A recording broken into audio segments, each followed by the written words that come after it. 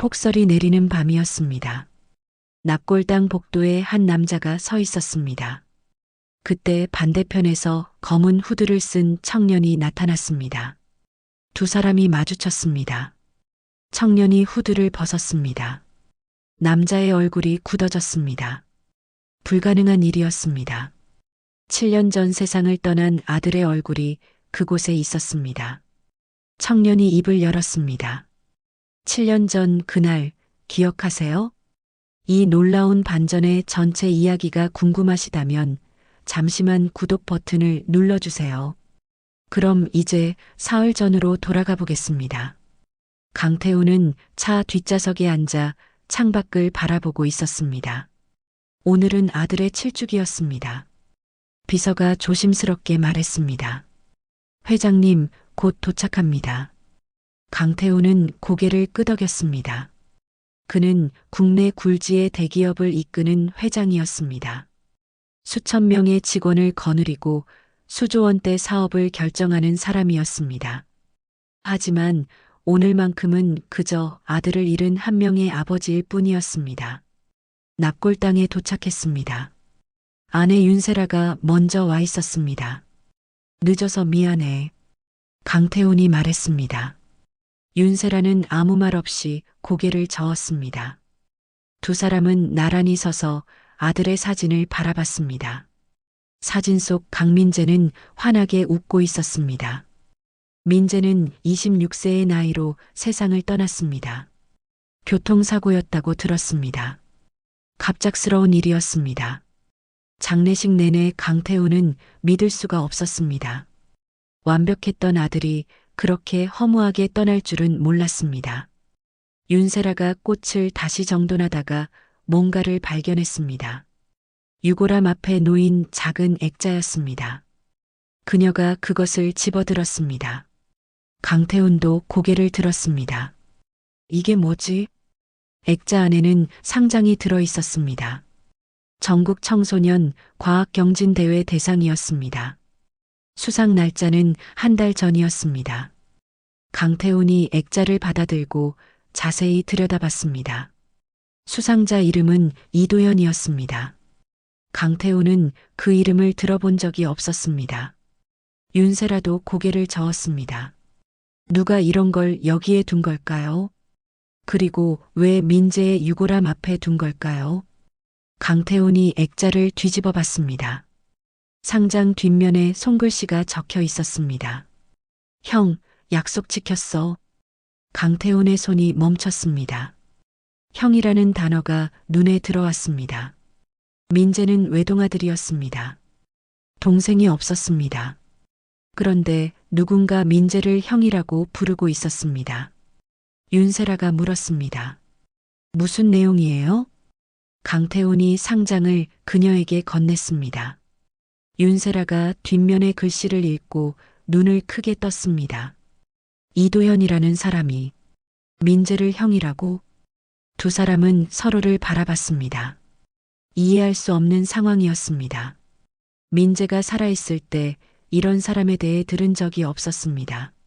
민재는 부모에게 모든 것을 말하는 아들이었습니다. 아니, 적어도 그렇게 생각했습니다. 강태훈이 납골당 관리실로 향했습니다. 관리인에게 상황을 설명했습니다. 관리인이 고개를 끄덕이며 말했습니다. 아, 그 청년 말씀이시군요. 매년 이맘때 오시더라고요. 매년이요? 네, 7년 전부터요. 처음엔 어린아이였는데 이제는 제법 청년이 됐어요.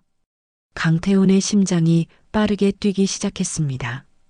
7년 전부터 민재가 세상을 떠난 그 해부터 이 청년이 찾아왔다는 말이었습니다. 그 청년이 뭐라고 하던가요? 관리인이 잠시 생각하더니 대답했습니다. 별 말씀은 없으셨어요. 그냥 조용히 참배하시고 가셨죠. 다만 작년에는 혼잣말로 뭐라고 중얼거리시더라고요. 형한테 보고한다고. 강태훈은 더 이상 참을 수 없었습니다. 이 청년이 누구인지 알아내야 했습니다. 민재와 어떤 관계였는지 밝혀내야 했습니다. 그가 윤세라에게 돌아와 말했습니다. 이 사람을 찾아야겠어. 윤세라도 고개를 끄덕였습니다.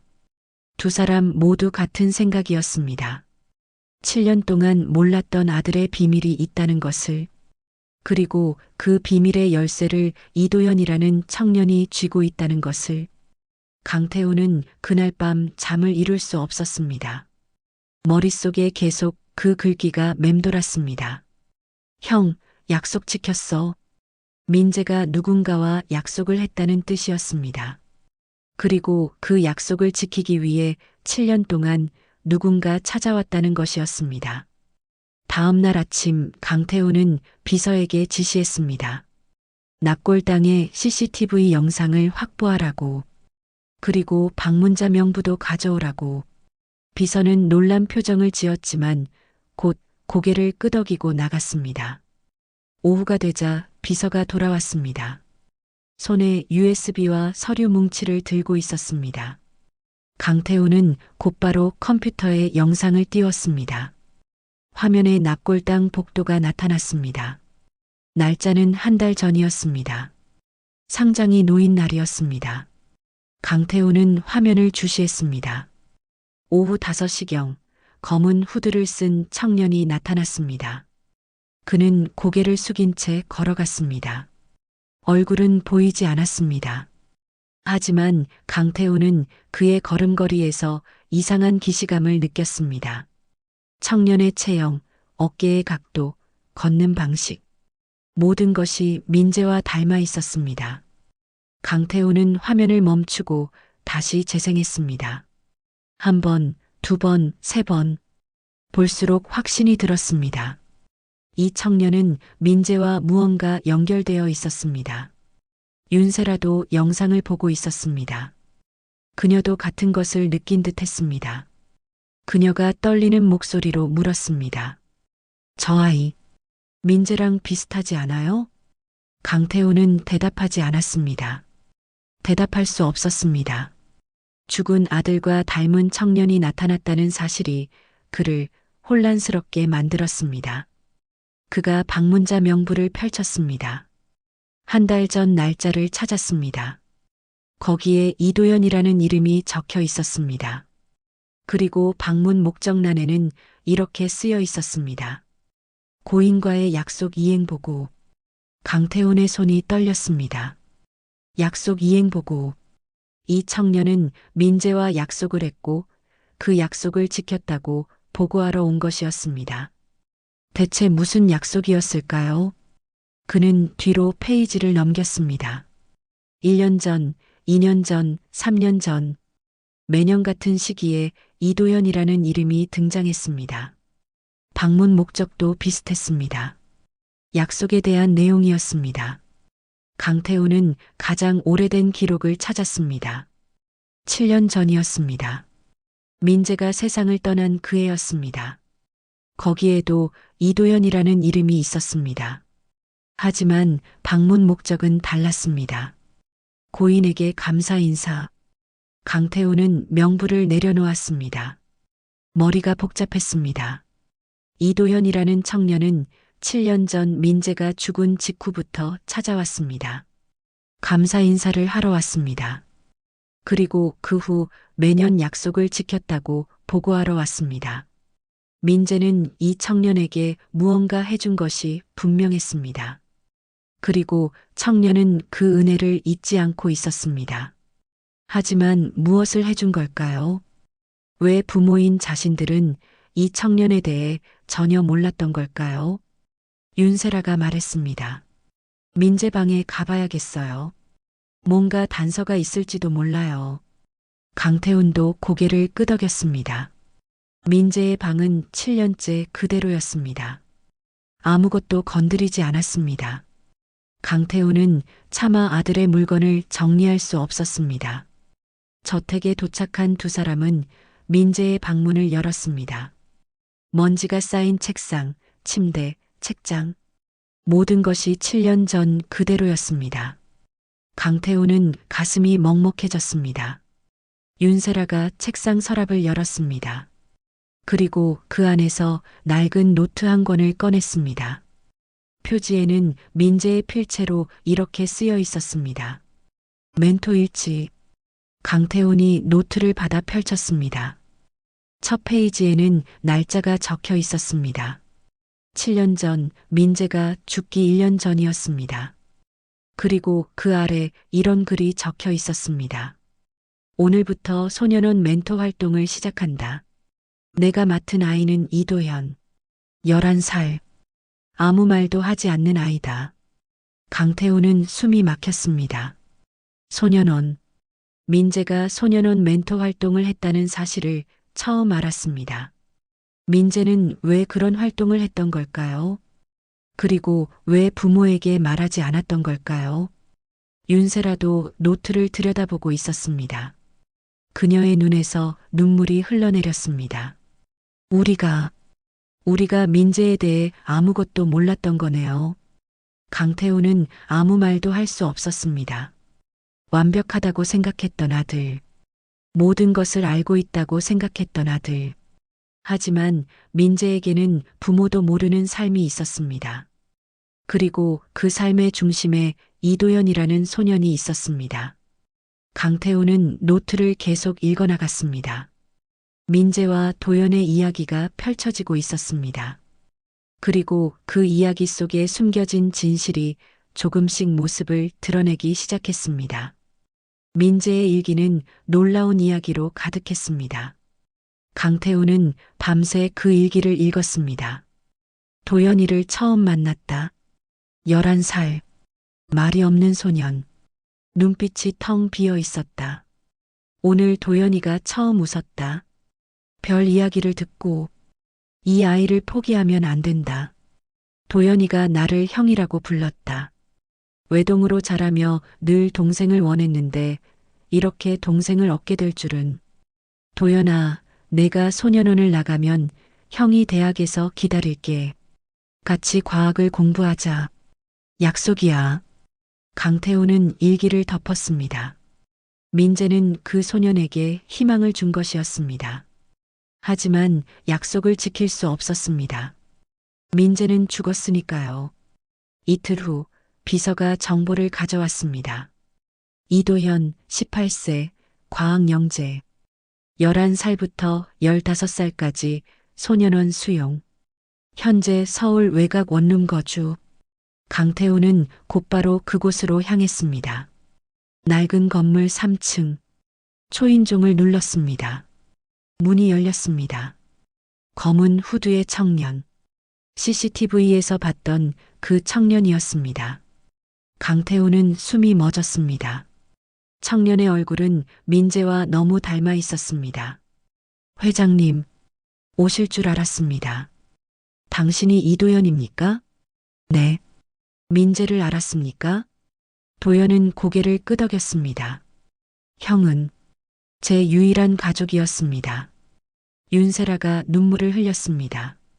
도현은 문을 열어주었습니다. 좁지만 깨끗한 방. 책상 위에 과학책들. 벽에 붙은 민재의 사진. 도현이 말했습니다. 형은 저를 살렸습니다. 세상을 포기하려던 저에게 희망을 줬습니다. 민재가 약속을 했다고 들었습니다. 네. 형은 제가 소년원을 나가면 대학에서 같이 과학을 공부하자고 했습니다. 하지만 형은 약속을 지키지 못했습니다. 제가 소년원을 나온 지 한 달 후에 떠났습니다. 도연의 목소리가 떨렸습니다. 그래서 형과의 약속은 제가 지키기로 했습니다. 매년 형을 찾아가 보고합니다. 형, 나 약속 지키고 있어. 형이 자랑스러워할 사람이 되고 있어. 강태훈은 눈물을 흘렸습니다. 민재가 남긴 유산. 그것은 이 청년이었습니다.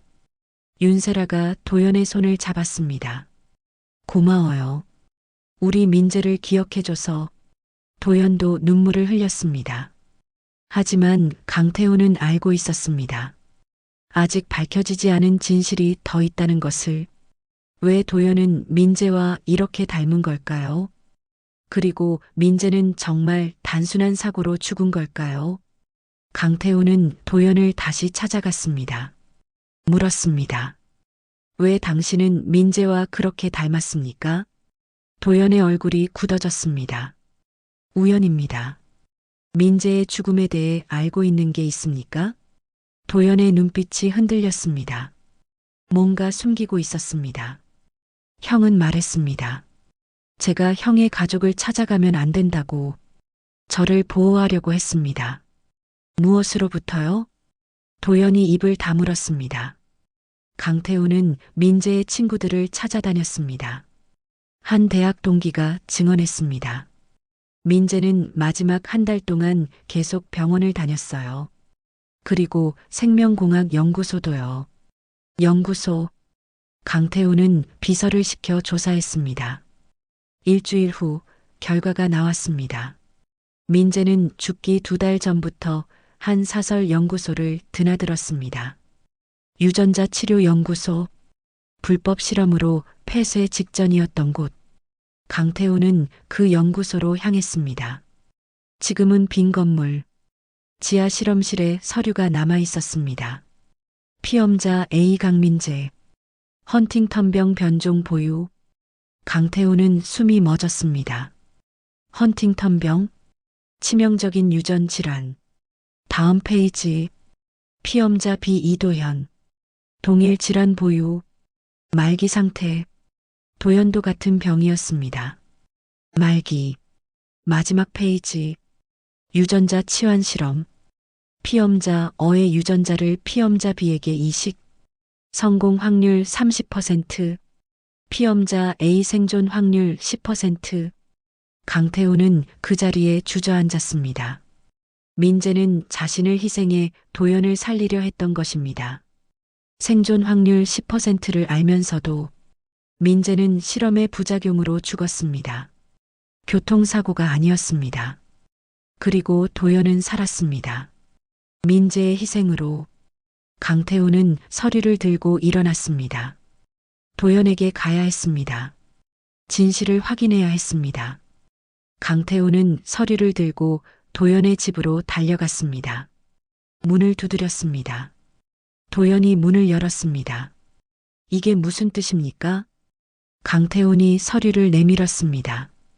도연은 그것을 보자 얼굴이 새하얗게 변했습니다.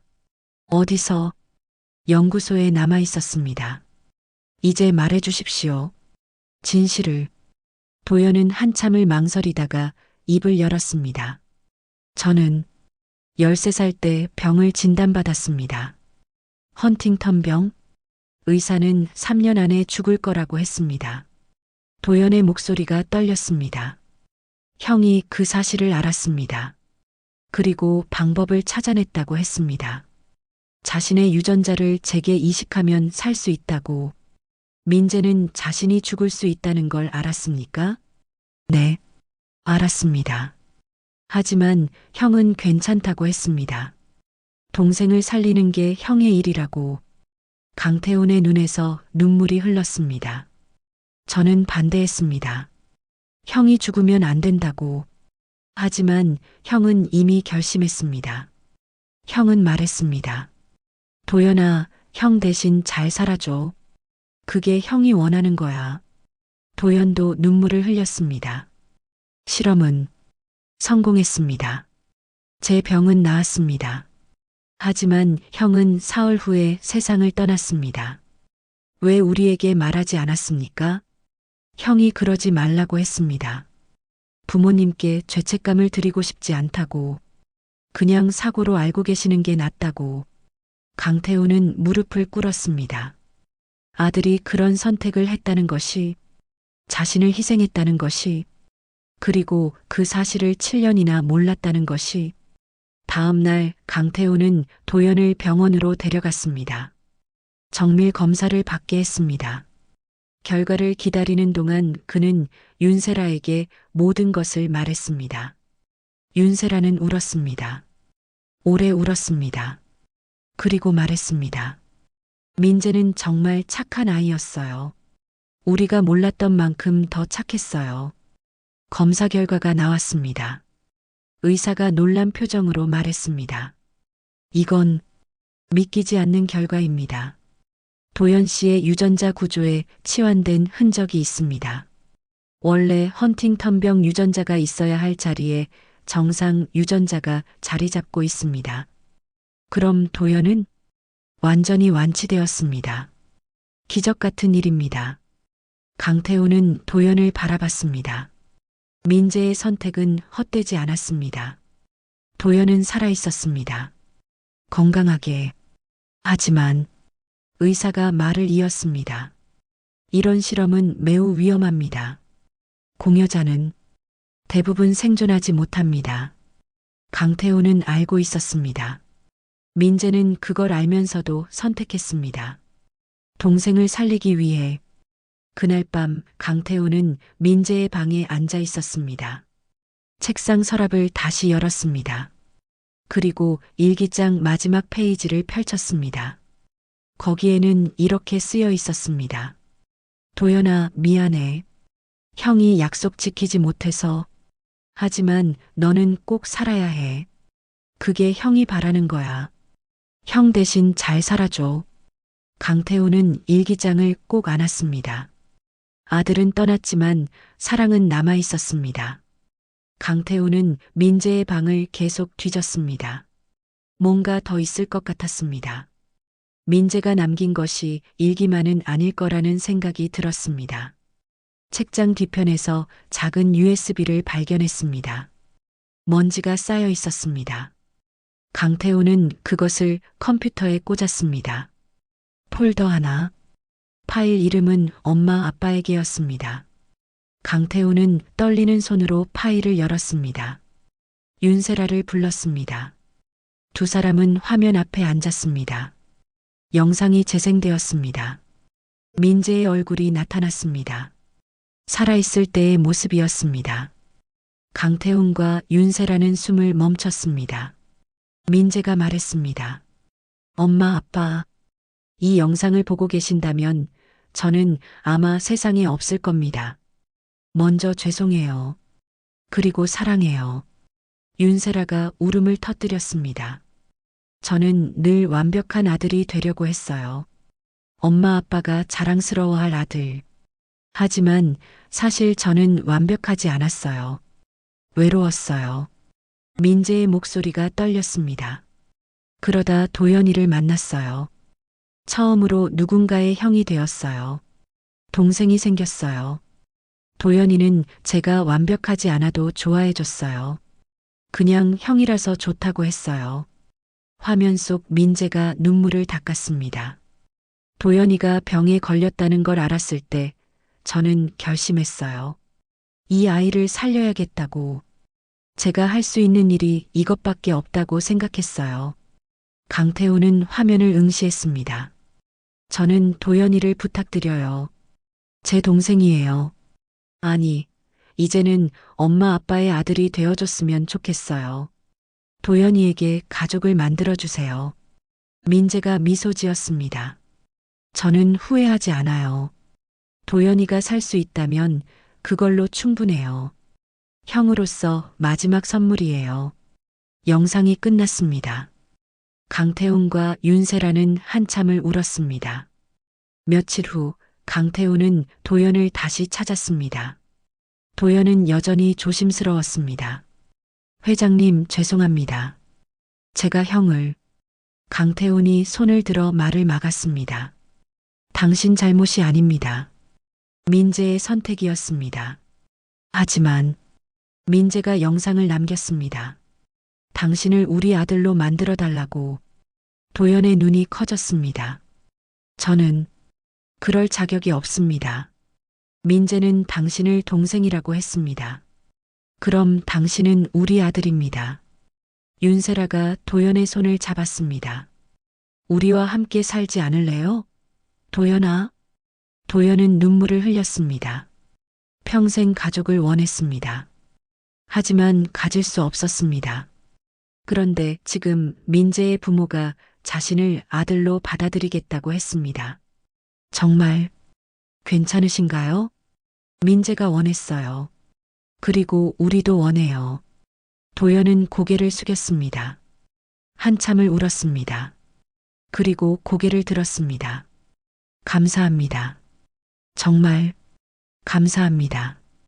강태우는 도연을 껴안았습니다. 윤세라도 함께 안았습니다. 세 사람은 오래 그렇게 있었습니다. 민재가 남긴 선물. 그것은 새로운 가족이었습니다. 1년이 흘렀습니다. 폭설이 내리는 밤이었습니다. 납골당 복도에 세 사람이 서 있었습니다. 강태훈, 윤세라, 그리고 강도연. 도연은 이제 강씨 성을 쓰고 있었습니다. 정식으로 입양된 지 6개월이 지났습니다. 명문대 생명공학과에 합격했습니다. 민재가 원했던 그 길이었습니다. 도연이 유골함 앞에 새로운 상장을 놓았습니다. 또 한 번의 대상 수상이었습니다.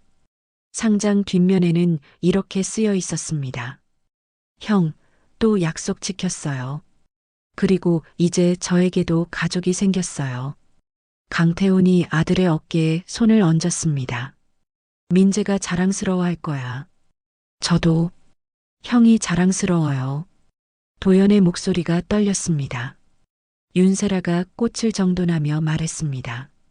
민재야, 동생 잘 키울게. 내가 못다한 사랑, 엄마가 대신 줄게. 세 사람은 한참을 그렇게 서 있었습니다. 눈은 계속 내렸습니다. 하지만 춥지 않았습니다. 돌아오는 차 안에서 도연이 물었습니다. 아버지, 형은 왜 저를 선택하신 걸까요? 강태우는 잠시 생각하다가 대답했습니다. 민재는 내가 필요했던 거야. 완벽한 아들이 아니라 누군가의 형이 되고 싶었던 거지. 저 때문에 형이. 아니야. 민재는 후회하지 않았어. 영상에서 봤잖아. 형으로서 행복했다고. 도연은 창밖을 바라봤습니다. 저는 형을 닮고 싶어요. 형처럼 누군가에게 희망을 주는 사람이 되고 싶어요. 윤세라가 뒤에서 도연의 어깨를 토닥였습니다. 너는 이미 그런 사람이야. 민재에게 희망을 준 사람이니까. 제가요? 그래. 민재는 내가 있어서 외롭지 않았어. 내가 있어서 형이 될 수 있었어. 그게 민재에게는 선물이었던 거야. 도연은 눈물을 닦았습니다. 집에 도착했습니다. 저택은 따뜻했습니다. 예전에 차갑고 큰 집이 아니었습니다. 이제는 가족이 사는 집이었습니다. 식탁에 세 사람이 앉았습니다. 하지만 자리는 4개였습니다. 빈자리 하나, 민재의 자리였습니다. 강태훈이 그 자리에 민재의 사진을 놓았습니다. 민재야, 오늘도 함께하자. 네 사람의 가족. 하나는 사진이었지만 분명히 함께 있었습니다.